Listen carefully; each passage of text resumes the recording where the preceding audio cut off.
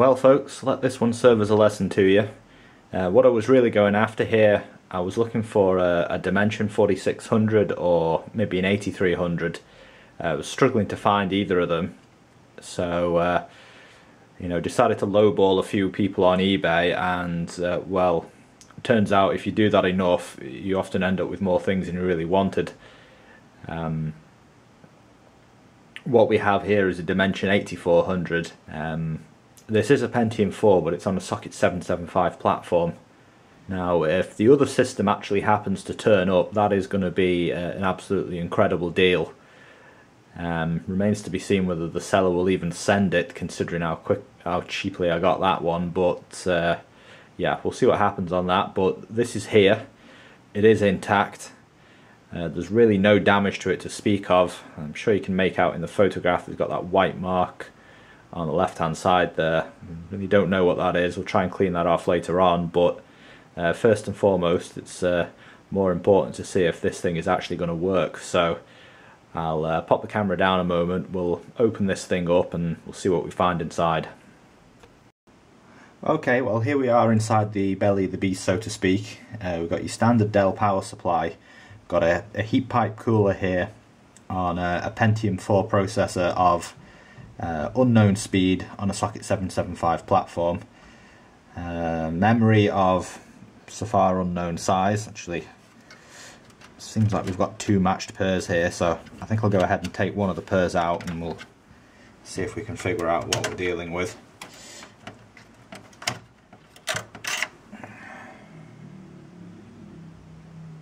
Well, that's a gigabyte.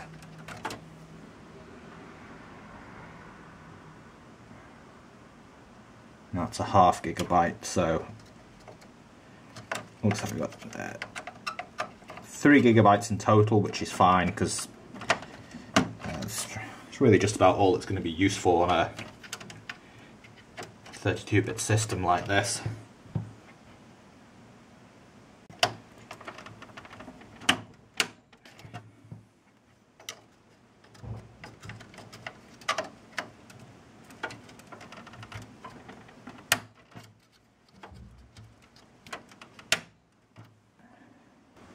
Got a PCI Express video card, unknown type.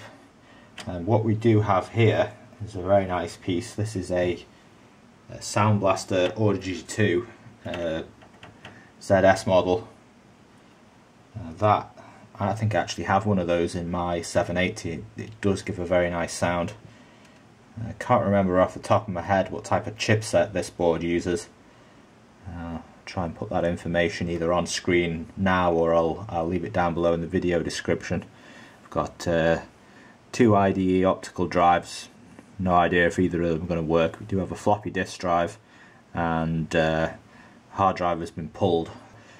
Kind of surprised to actually see that was a SATA drive. I was expecting that this would have been IDE, but not that it really matters, because that actually makes an upgrade actually easier in this day and age. There's IDE drives are pretty few and far between nowadays if you're looking for anything new, or well, not necessarily new, but anything less than very well used. I think what I'm going to do now is we're going to go ahead and check everything is securely plugged in, and then we'll see if this thing powers up.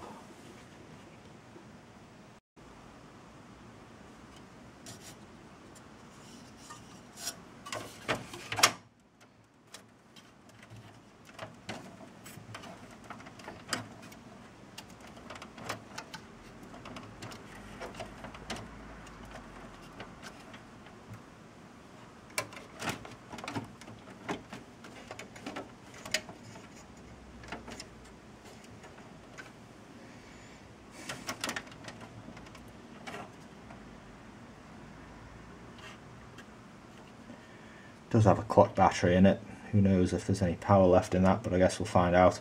Also looks like somebody's been over this board once before, because every capacitor's got a mark on it to indicate that it's been checked. Very good news in that I don't see any problems with any of them, but kind of curious how You know, if system gets that kind of inspection at some point and then ends up cheap on eBay, well, I guess that could have been a long time ago. Right, let's stand this thing back up and see what it does.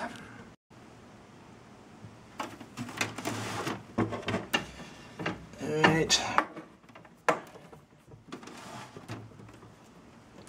Let's connect the power cable.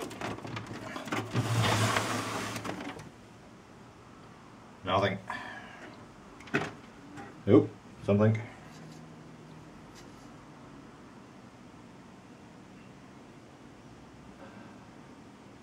No, that was it. It's turned itself on. Okay, maybe the battery's dead and it's not remembering its power state. X300 SE, 128 megabyte. That's a ATI card if memory serves.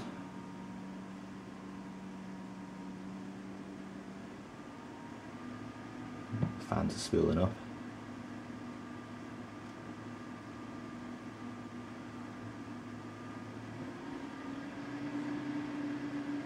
Generally not the best sign if it gets stuck on the video card BIOS for this long, but we'll see what happens next.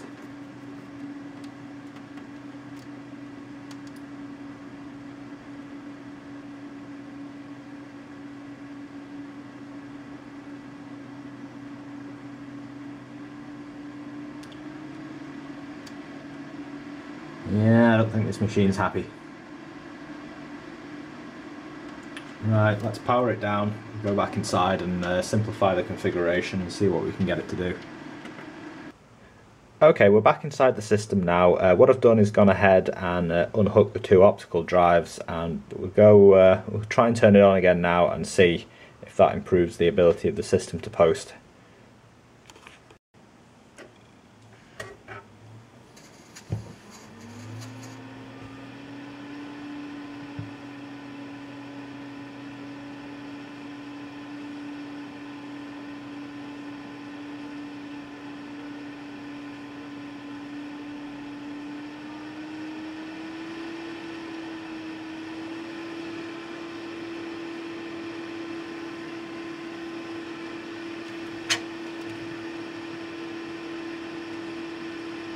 Nope, still not happy.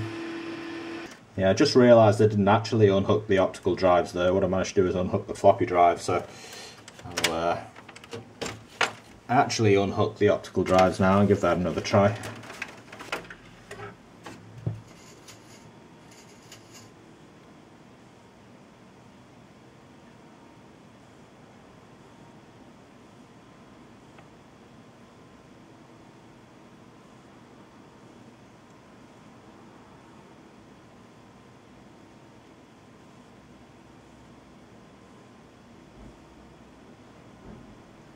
Yet still not happy.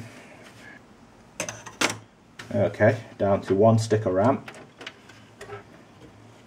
No drives of any kind. Let's try again. Hey, there we go.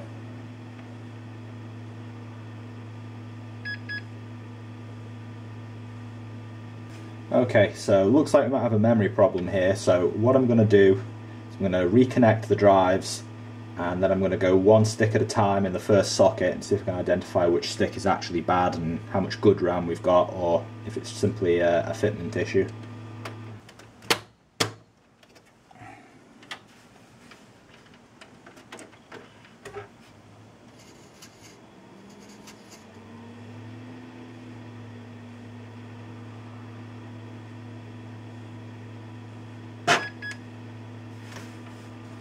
Okay, so that stick's okay, that's two that's good so far.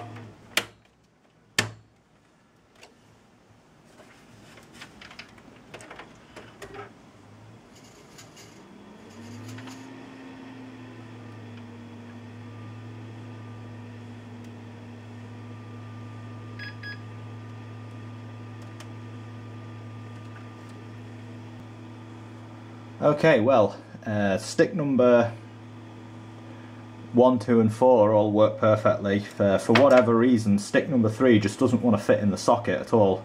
Can't find a thing wrong with it, and I'm assuming this is one of the original factory modules, because You know, 1 gigabyte seems about what this thing would have shipped with. So I think what I'm going to do is actually just strip this down to 2 gigabytes, because that's going to be more than enough for what I'm ever going to do with it.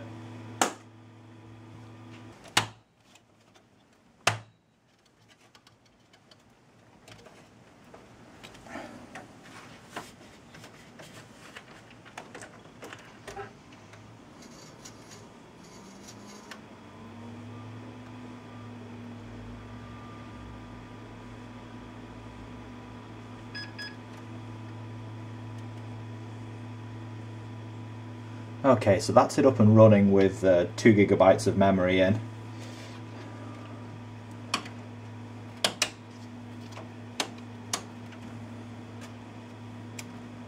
Okay, let's see if we can find this thing a fresh CMOS battery and get these drives reconnected.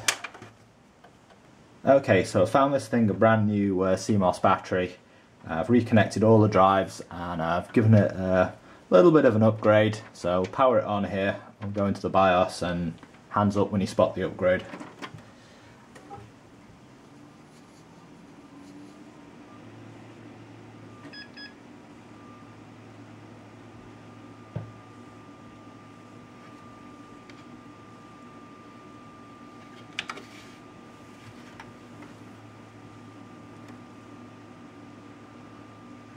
BIOS version A03. I'm not sure what the maximum version is on this. I'll have to check that out online and update it if necessary.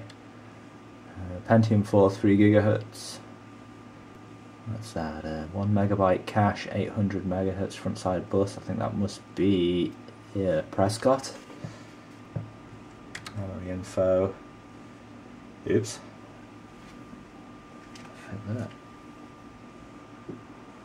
Oops. Yeah, 1.5 gigs. Oops. Put the wrong module back in. Go ahead and change the time.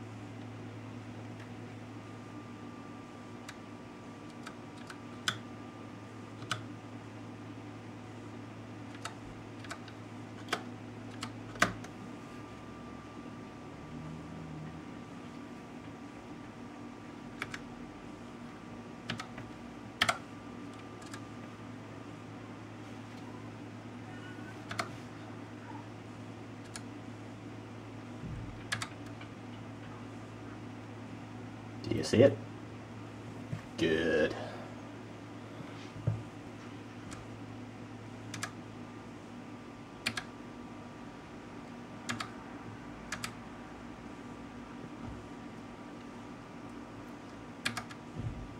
Looks like we've got a DVD-ROM and a CD rewriter. Not really too surprising. SATA operation.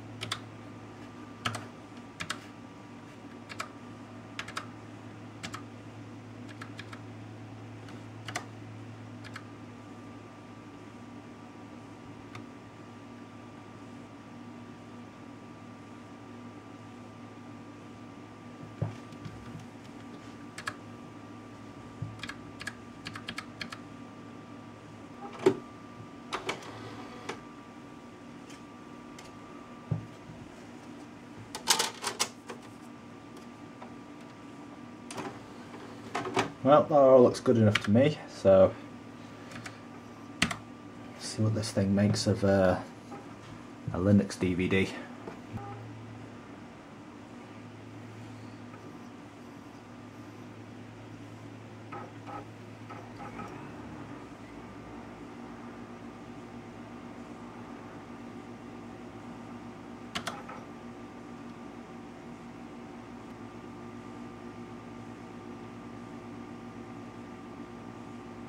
Oh Lord, wrong DVD. Okay, can't actually find a 32-bit Linux DVD anyway, so I guess we're going to skip that test and move on to what I was probably going to do with this machine anyway, which was install Windows XP on it. So now seems like as good a time as any. I think I'm actually going to go ahead and make that video on how to set up Windows XP. So thank you all for watching. I hope you found this useful.